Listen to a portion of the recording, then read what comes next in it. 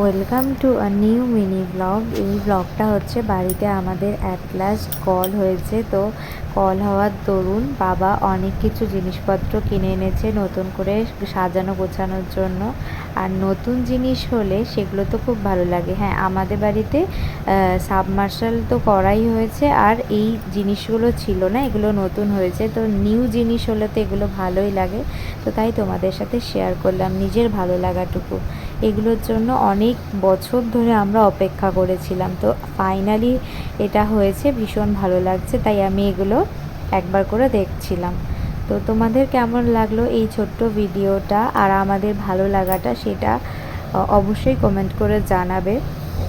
আর উপরের ঘরে আয়না লাগানো হয়েছে, আর আমার তো আয়না দেখতে ভীষণ ভালো লাগে।